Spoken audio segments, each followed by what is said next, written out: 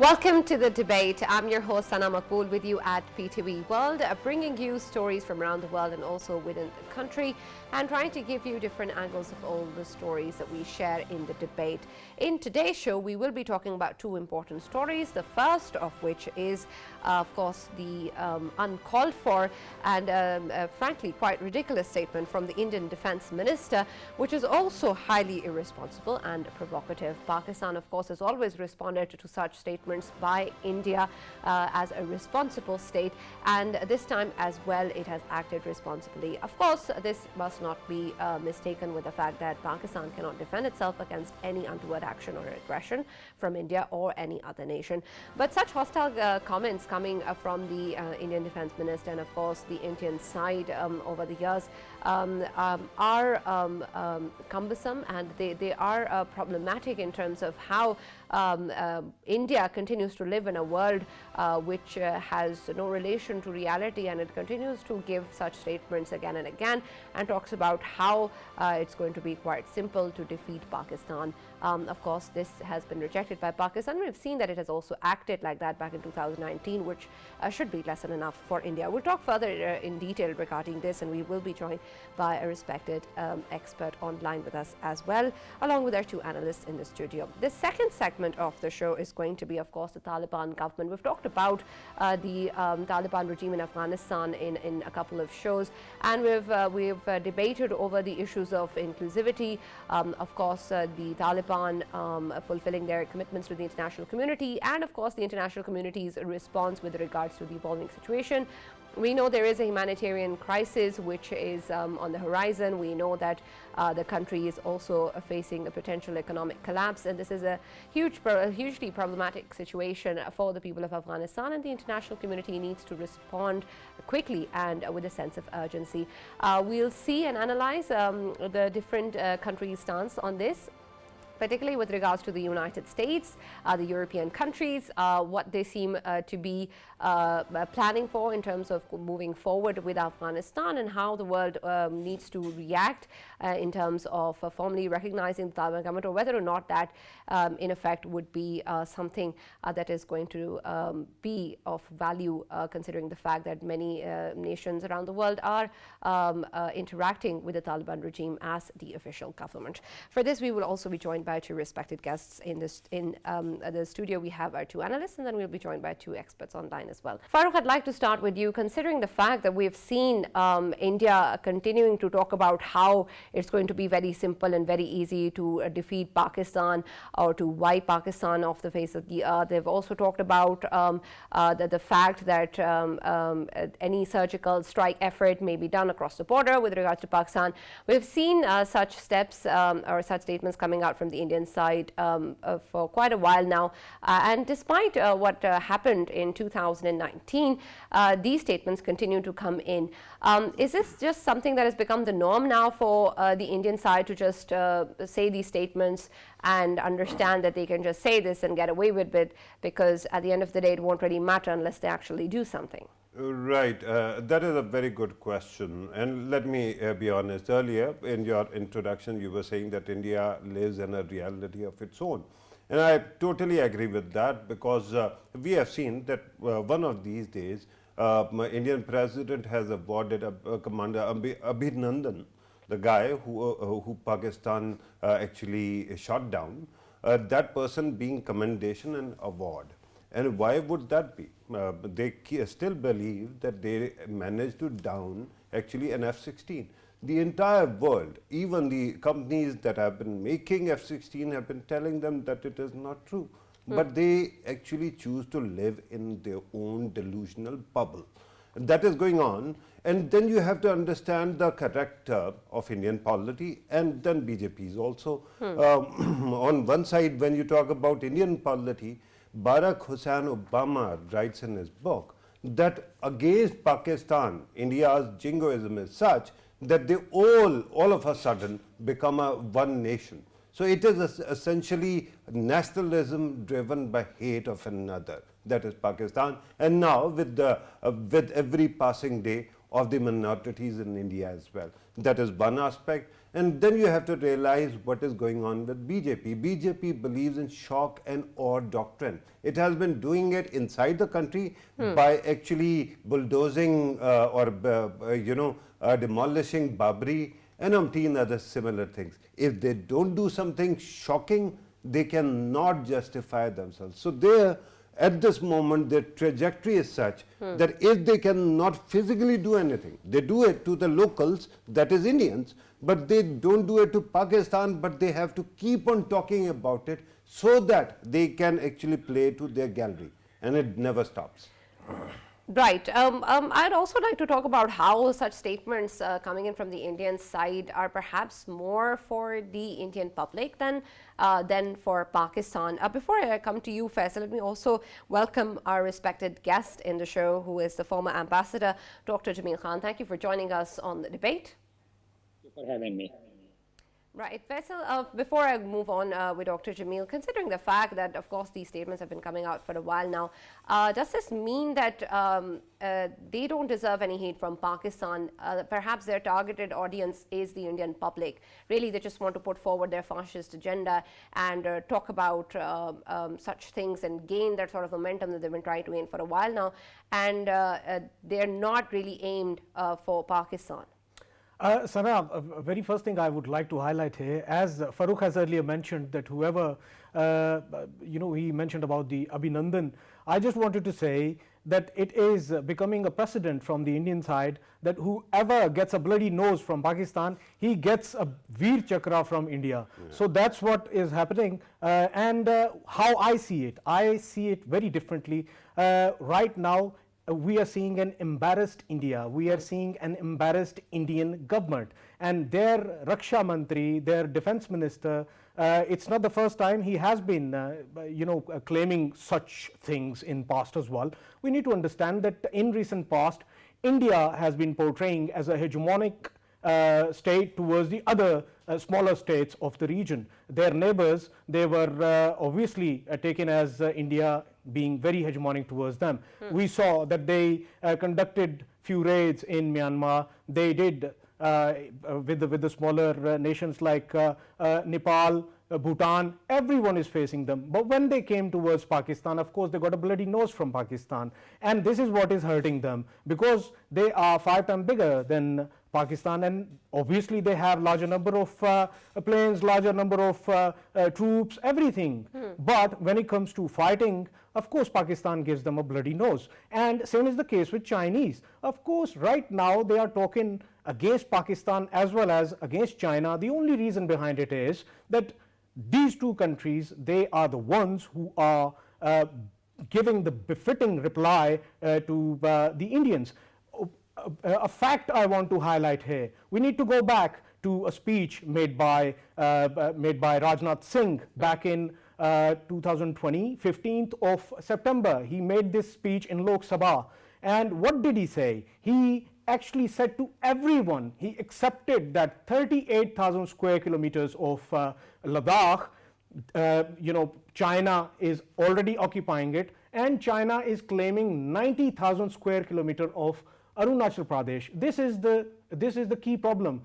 He himself was telling to his countrymen, to his parliament, all of this. But at the same time, shouldn't we ask Rajnath Singh about what is happening about China occupying your 38,000 square kilometers and 90,000 square kilometers? What do you do about it? Do you ever say anything about it? You know why? Because they know it very well that whenever they'll say that, of course the Chinese will give them a befitting reply, the one they gave them in 2020 May. Right. We'll continue the discussion and include Dr. Jameel as well. But before that, let's take a look at the package that we wanted to play earlier. The people are being put in internment camps without proper trial. The military and paramilitary forces rule with the force of weapons and treat humans worse than animals. Communications with the outside world have been blocked completely, and political leaders are raising fascist and supremacist slogans openly. Mobs roam the streets, targeting minorities, lynching people who differ slightly from them. This situation is not from the World War II Germany when Hitler's Nazi party ruled. Rather, it is a description of the current situation of Modi's India. Rightfully so, National Security Advisor Mueed Yusuf has declared Modi as the most fascist leader after Hitler.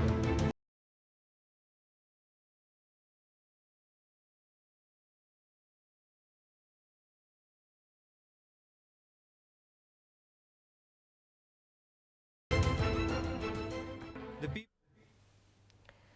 Well, you saw the report, and of course, we know what has been going on in India for a while now. Dr. Jamil, we were talking about the statements that have been coming from the Indian side, not just now. What we've been hearing for a while now, it's become a sort of a habit for this to come in from the Indian side. Faisal Ali was talking about how they may be hesitant to say something like that regarding China because China will be able to give them a befitting response. But isn't that true for Pakistan as well?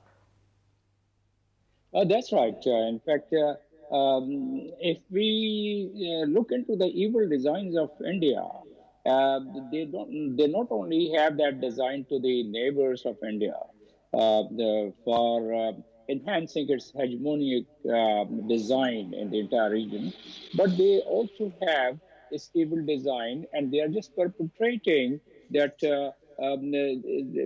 In fact, they have created a scenario whereby they have said that there's so many terrorists are waiting across the border in Azad Kashmir who are intending to cross into the occupied Kashmir and intend to create problems there. And as a result, the US has issued a security advisory alongside the line of control that their citizens should avoid going there.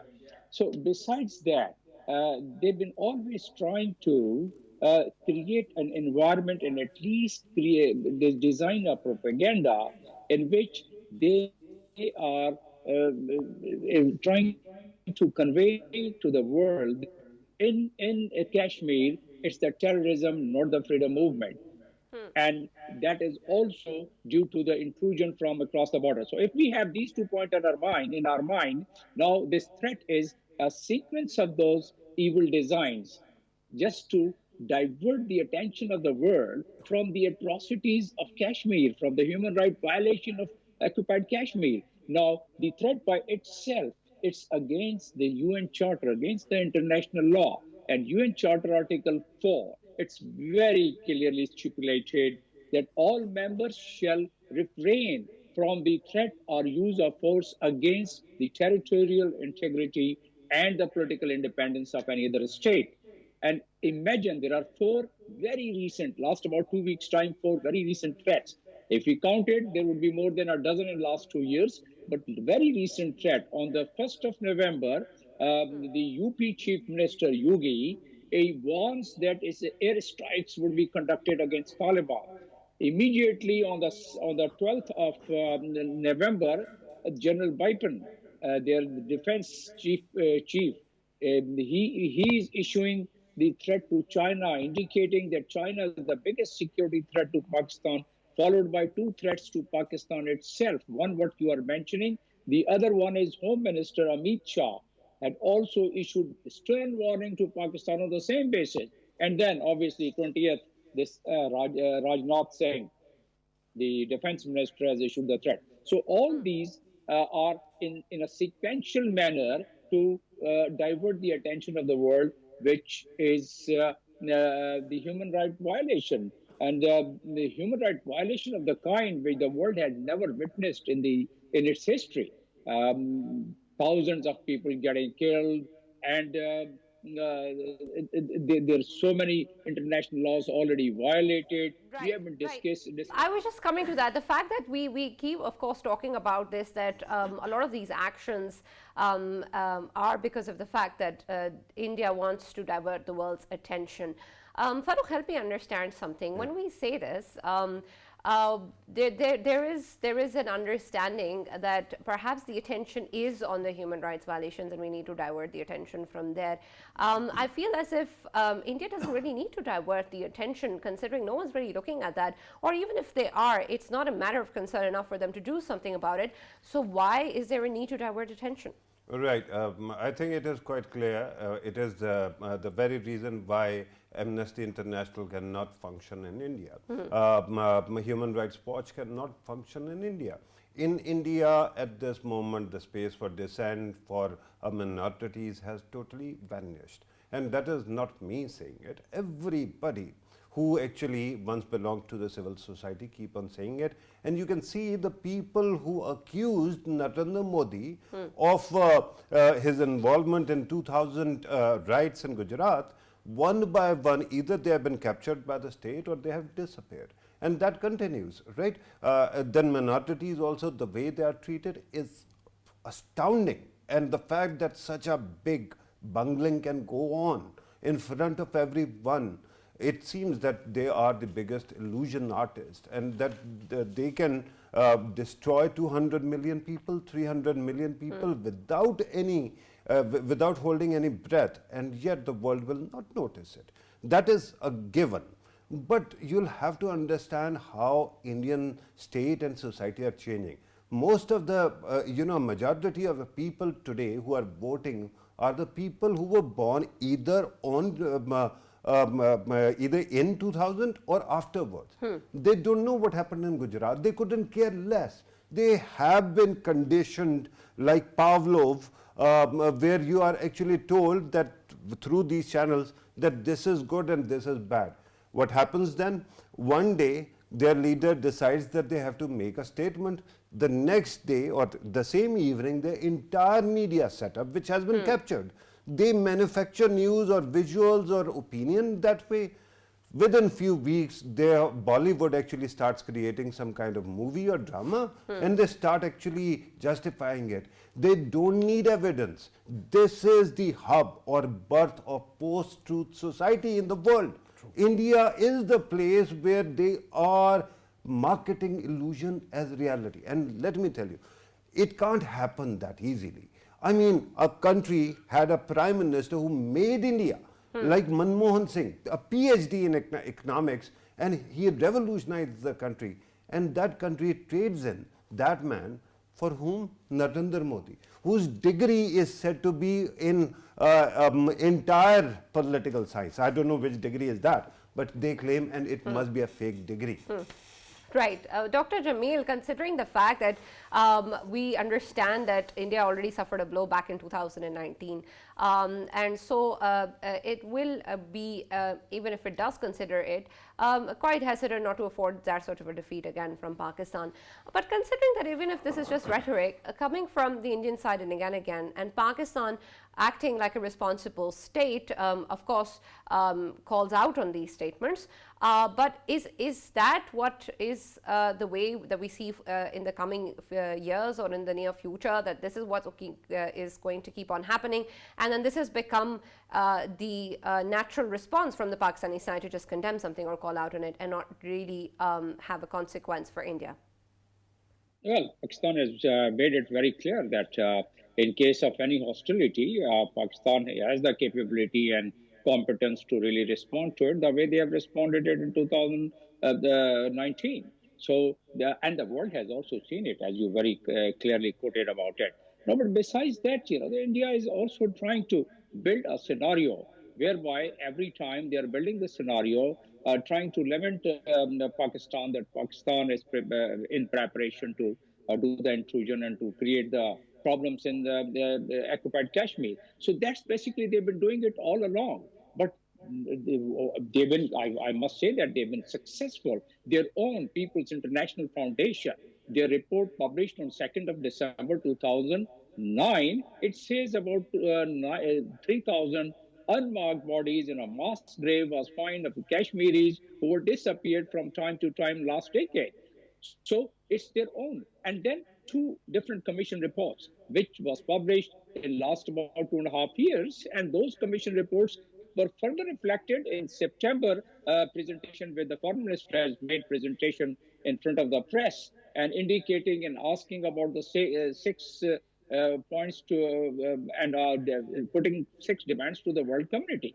So all those 6 demands are nothing but the human right violations, and those things are already given in 131 pages of the dossier which Pakistan had made and furnished it, and also has sent it to all the missions of Pakistan. And those atrocities, what has been conducted since the and to silence the voice of the self-determination, and because of which we have put up a demand to stop the human right violation and also action against perpetrators, which is our continuous demand, and end of demographic change, which they have done it with Citizens Amendment Act, and also an end of militarization of the whole territory and the digital siege of that, and the release of political prisoners. But does India pay any heed to it? The answer is no.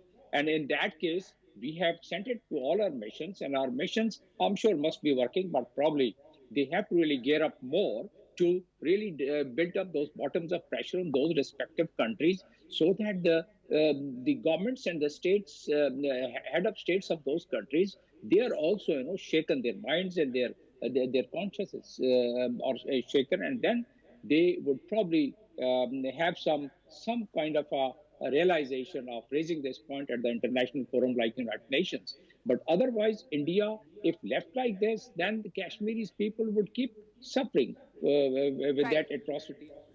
Right. Thank you, Dr. Jameel. Before I thank you for joining us, I also like to ask you one last question. Considering the fact that India is acquiring the S-400 missile defense system, does that change anything in terms of what an Indian diplomat has called tilting the balance of power?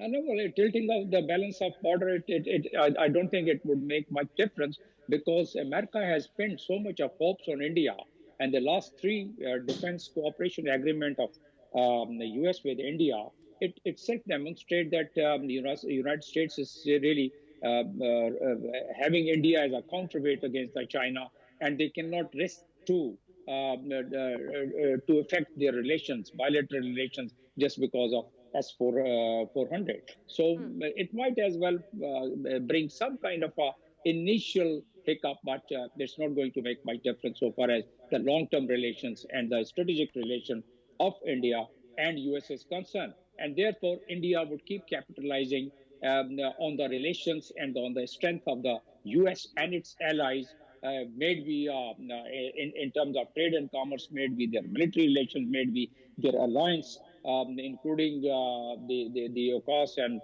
other alliances on that. And probably they will divert that towards a country like Pakistan and other neighboring states. And therefore, we will have to keep advocating the points which our foreign minister has very recently presented to the entire world. And we have to really keep pressing this point through our embassies, through our overseas community, through the international human rights and the Amnesty International forums. At all, remember one thing: these documents which you see generated by the Human Rights Commission and the United Nations Secretary General report, it's not going to be just shelved, altogether. I have worked in United Nations. Sooner or later, these documents would definitely frame the charge, and you'll see the statutes of human right violation and the war crime of Article 8 at some stage has to be invoked. Right. Thank you very much, Dr. Jameel. Thank you very much for joining us and giving your insight on this issue. Faisal, before we conclude, considering the fact that what Dr. Jameel was saying, that sooner or later there will be somebody who's going to listen, or those documents will hold value, do you think that is true? Are you hopeful of the fact that these will not just be shelved? Sana, I think the hope should always be there. Pakistan has been given the dossiers and constantly doing that, and with the proofs that the way Indian Army is running a show and the way India is running a show, in today's India I'm talking about, world needs to be concerned about it. We used to have an India where some sort of sanity did prevail in the parliaments, but now instead of sanity we have hatred persisting in the parliament, in the Lok Sabha. And if that hatred is right on the top, it is actually going to the bottom, till the bottom it goes. And I just want to share a story, a fact, intelligence-based fact, that in today's Indian Army, the people, the officers who are going for a board to get promoted, even they know the fact that if they have a tilted position towards RSS, a tilted position towards BJP, this is the only way they can get promoted. And if you look at their rogue elements, they are increasing day by day. The only reason behind it is that today's India is hegemonic. Today's India is a fascist India, and we need to be worried about it, and we need to, our government and world throughout, they have to highlight it. Right. Before we move on to the next topic, Farooq, something that you mentioned earlier, I want to also shed some light on that. Considering, I understand conditioning, but do you really think that the people of India at large are just responding in terms of a Pavlovian response? Are they not able to think or use their cognitive faculty in any way, considering what's going on in the world and what's going on within India? Or is it the fear that Faisal was earlier mentioning? No, I totally agree with the premise of your question. I didn't say that it is entirely Pavlovian conditioning. What I actually wanted to qualify is the way their media functions. People who are not actually very well informed will actually go with it, right? True. This is the new essence or new fire test of your nationalism, that you have to be angry all the time. If you remember Cambridge Analytica's expose that was given by Channel 4, the person at Cambridge Analytica said that elections are not fought or won on reasoning. It is won on emotions. And this is what these guys are doing right now, to keep the cauldron simmering or boiling, and they make their people angry every day. I understand that there must be many people who are very sane. India has 1.3 billion population. It cannot be actually reduced to generalization, but there are people who are fearful as well, or people whose minds have been controlled. My whole problem is that if India wants to lie to its own people, I couldn't care less. But when you tell people that cow dung can stop radiation, in the end you can actually inhale your propaganda and start a nuclear war. Right, absolutely. We'll end on that note, and we'll move on to the other topic that we have to discuss, of course, regarding the situation in Afghanistan and Taliban regime, their commitments, and the international community's response regarding that. For this, we have been joined online by Kamran Yusuf, who's a senior journalist. He's on telephone line with us, and we've also been joined on Skype by Scott Lucas, who's the Emeritus Professor of International Politics, University of Birmingham. Thank you very much, gentlemen, for being with us. I'll start with you, Mr. Kamran. Considering the fact that we've seen how the international community has responded to the Taliban regime in Afghanistan. It has interacted with them on different platforms. It continues to talk in terms of averting a crisis, both humanitarian and economic, in the country. We have around 15 missions operating in Afghanistan at the moment. Even the US is operating through the Qatari embassy. Considering all of these engagements that we see from the international community, what more is left in terms of the difference between an official recognition of the Taliban regime and the way the international community is responding? Is that really a line that is going to make much difference? Well, I think if we compare it the last time when the Taliban was in power, the situation this time around is absolutely very different. Last time, if you remember, only it was Pakistan that had diplomatic missions in Kabul. But now, as you also mentioned, that around 15 diplomatic missions are already operating in Afghanistan. The Americans are directly talking to the Taliban government. The Europeans are directly talking to the government. So I spoke to a senior Pakistani official, and he said very interesting thing. He said that you recognize the states, not necessarily the government. So Afghanistan is already recognized by the international community. So it is just a question of formality that when you formally announce the recognition of the Taliban government. And also, but in terms of actions, does that make a difference?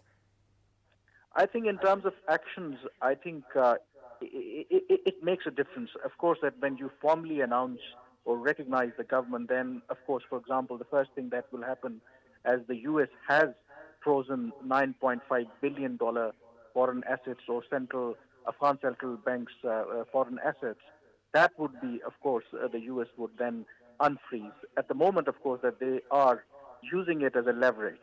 But at the same time, of course, when you engaging with the Taliban government, don't forget that earlier this month, the acting Afghan foreign minister was in Islamabad, and then the U.S. special representative was also in Islamabad, and he had direct interaction with the acting Afghan foreign minister. What does that mean? Of course, that you are actually recognizing the Taliban government by default. The problem, however, the U.S. is facing, and also the many European countries are facing, they have to cater the domestic audiences as well, because because if they recognize the Taliban, without Taliban actually fulfilling all the conditions that were set by the international community, particularly the West, they may face criticism back home. So they are trying to draw a line or trying to maintain a fine balance between engaging with the Taliban government and not formally recognizing them, so that they can, cater both things, the domestic audience as well as, of course, remain engaged with the Taliban government. Right. And now, Mr. Scott, considering if this is the strategy going forward in terms of moving forward with the Taliban regime and also appeasing the domestic audience, this, of course, puts barriers in terms of helping economically the situation in Afghanistan, the people who are suffering there. If that is so, then how long do you think such a strategy can actually work with the international community interacting with the Taliban regime but not officially recognizing it, and then also not really doing much about the evolving situation in terms of the economic collapse in Afghanistan?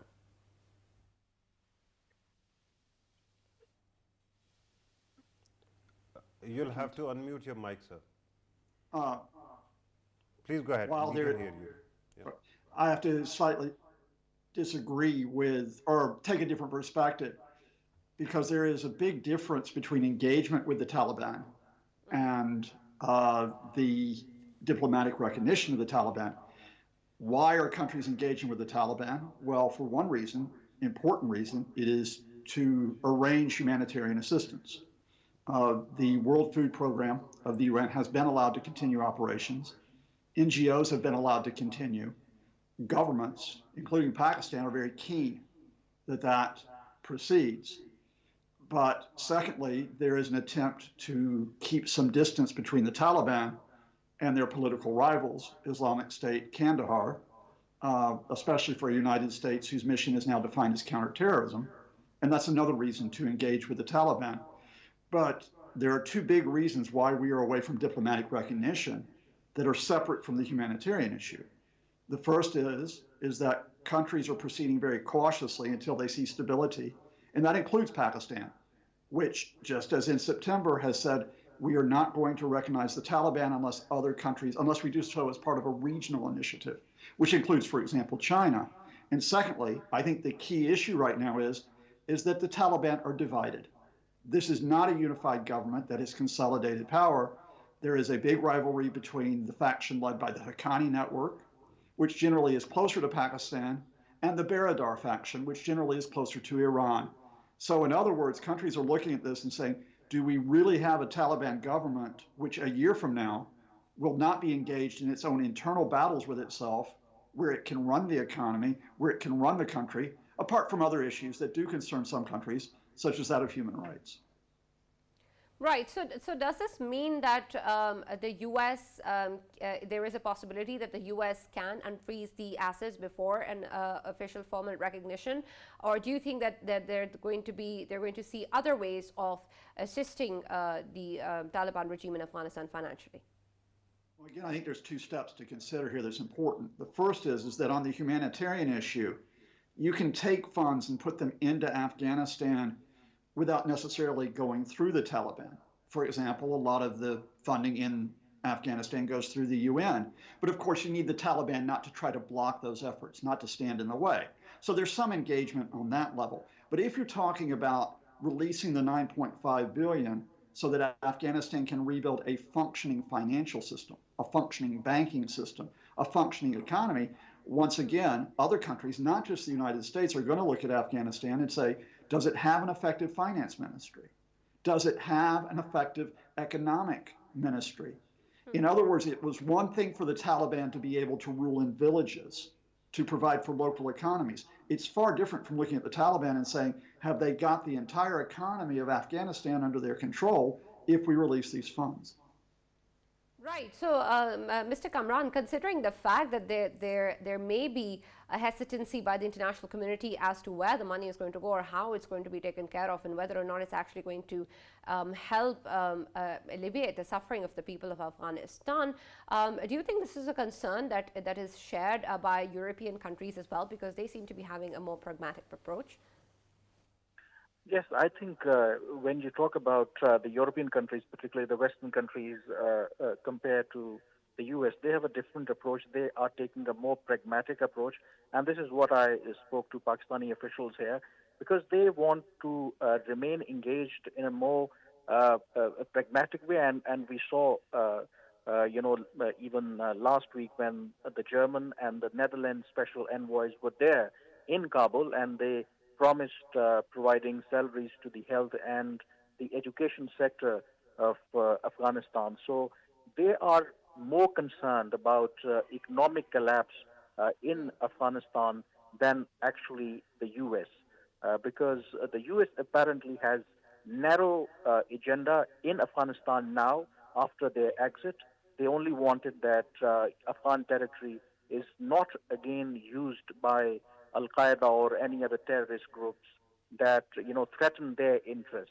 On the other hand, the European countries are genuinely worried because they feel that if there is economic meltdown, if there is a humanitarian crisis there in Afghanistan, that will have huge implications for the region and also for the Western countries. And that is why even Pakistani officials are saying that countries like UK and Germany are now wanted to become part of this Troika Plus that comprises Pakistan, China, Russia, and the United States, because they are keen to remain engaged with the Taliban. And I think this is something one can say a silver lining.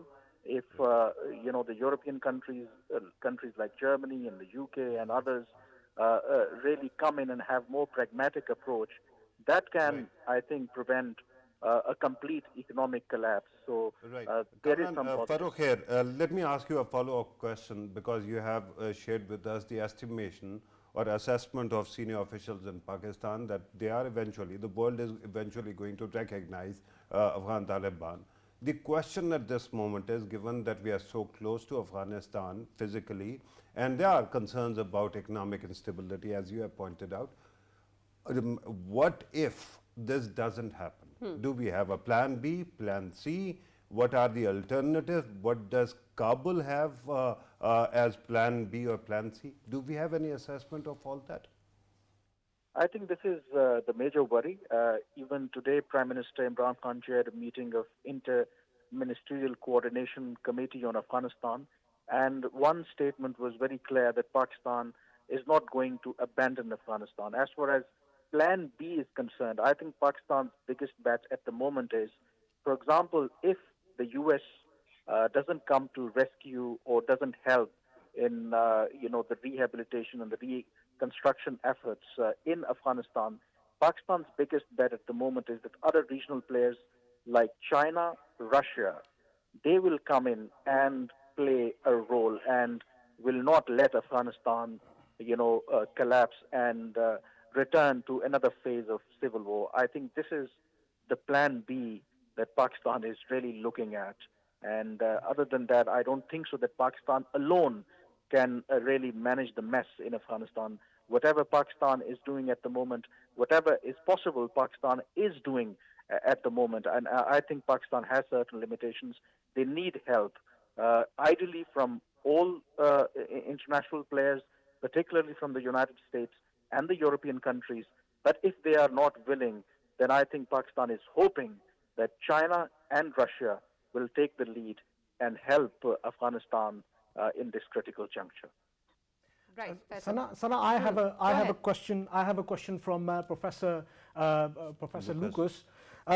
Professor Lucas, as we know that right now the biggest problem for the European countries as well as the American countries is the ISIS. ISIS happens to be the biggest problem, and as we know that Taliban are actively fighting against ISIS Khorasan in Afghanistan, and ISIS Khorasan is a sort of backyard of Islamic State, and this is where they can get help through and help from and training camps and everything. I just wanted to ask you, could we see this happening, that in coming future the countries that are not coming on board with accepting Taliban's regime in Afghanistan, can we see them accepting them as the legitimate government of Afghanistan just because of this reason that they are fighting against ISIS Khorasan? Again, Mike. Mrs. Swal, I think your mic is on mute. Yeah, I think you need to unmute the mic and control, please. I think you have already seen the engagement in between the Taliban and the United States over ISIS Khorasan. So remember that soon after the August 26th attack outside Hamid Karzai International Airport, that the U.S. was in talks with the Taliban about how to prevent another event from that occurring. Indeed, they had been in talks with the Taliban about security for the evacuation before that attack. So I think there are those contacts, and you have mentioned there have been open talks. There have been contact between the U.S. and the Taliban down in Qatar, in Doha. So they are involved in the security issue. And actually, I would like to, again, your other guest has excellent points, but I slightly differ probably on two counts here. The first is, I don't think there's that much difference between the Europeans and the U.S. on substance. Now, on signaling, it's different. You will not see U.S. representatives going to Kabul, not after they departed the country so quickly in August. But I think they and the Europeans are on the same page that they don't want economic collapse in the country. The question is, how do you maneuver with the Taliban without recognizing them to assure that? And that includes not only the American funding, but international monetary funding, fund funding. But the other point I'd like to put in your guest is, I don't see China and Russia as a plan B for Pakistan. Russia already has serious economic problems, and it is overstretched. For example, with its position in Ukraine and its position in Syria. And China tends to be very cautious. They don't go into countries and invest until they see countries being stable. In other words, they can return profit fairly quickly for Chinese investment. I think actually a better plan B for Pakistan would perhaps be the Gulf states, because as you might have already noted to your viewers, the UAE has just opened up an embassy in Kabul, or is about to open up an embassy. Other Gulf states may be interested in Afghanistan, and they too have fairly large sources of funding that could be of use in this case. Right, Mr. Kamran, I'd like you to respond to that as well, and also add to this my question. The fact that when we see different countries, of course, engaging with the Taliban on different levels, do you think that there is a possibility of any country recognizing the Taliban regime before the U.S. does? I think it is too early to say. I think Pakistan is also, hoping that U.S. will take the lead, and then I think it will become easier, because Pakistan feels that if U.S. does not recognize the Taliban government, then there is no point even Pakistan or any other country recognize the Taliban government, make any difference. So that is why on this particular issue, Pakistan is aligned with other international players, and that is why you need to watch out this Striker Plus forum, because that comprises Pakistan, Russia, China, and the United States. So at the moment that they are conveying a collective message to the Taliban government, and I have to say that while Pakistan is quite keen that the world should remain engaged with the Taliban government, at the same time, they also acknowledge that the Taliban government need to fulfill certain commitments that they made with the international community, particularly whether it comes to the inclusive and more representative government, ensuring women's rights, girls' education, and importantly, cutting ties with all the terrorist groups and not allowing the Afghan soil to be used again by the terrorists. So Pakistan is also mindful of the fact that Taliban government need to fulfill all these, conditions before, any country recognize them formally. Thank you very much, Mr. Kamran Yusuf, for joining us, and also Scott Lucas for joining us on the debate today. Before we conclude the show, Farrukh and Faisal, I'd like your analysis on the situation as well. Farrukh, why don't you go ahead first? Right. Earlier it was said that countries are recognized, regimes might not be, but that actually presents you with a problem. For example, there will always be a chair for Afghanistan at the UN. But whether that chair will be occupied by anybody at all or not, that is very important, right? We are at this moment passing through the formative phase of the new government in Afghanistan. And there is a possibility that things can actually congeal willy-nilly instead of actually getting a structure. For example, when Taliban were in government for 5 years, they were not recognized by anybody, right? It can happen again. Many of the Muslim countries don't recognize Israel. Doesn't mean it doesn't exist. But the point is that they don't have relationships. What happens in Afghanistan at this moment, Afghan Taliban will have to be more receptive to the world's demand or expectations, because if they don't do it, I can assure you that the world can put it in a box and forget about it. Right. Shouldn't be happening. Faisal? Sana, how I see it, US has reservations over any country accepting Taliban's, obviously Taliban's government in Afghanistan. The rich Middle Eastern states, if they are given a situation where US is not interfering in their foreign policy, I'm pretty much sure that they will be coming to Kabul and they will be, being a part of Troika Plus, and they can play a crucial role in coming future. And the humanitarian crisis we are seeing, we will see a positive effect on that. And of course, that is the hope. We want to be able to resolve the humanitarian and the economic crisis in Afghanistan as quickly as possible. Of course, we want to be able to help the people of Afghanistan, and peace in Afghanistan is important for everybody, and of course for Pakistan as well, since of course we have been involved in the process before as well, and we really do want our neighbors to also have a peaceful setup, which of course means peace in Pakistan as well. Regarding talks from India, they will keep on coming, and of course we will be shooting them down, because Pakistan is able to defend its territory, and it has proven that in the past as well, and it does not need to prove it again.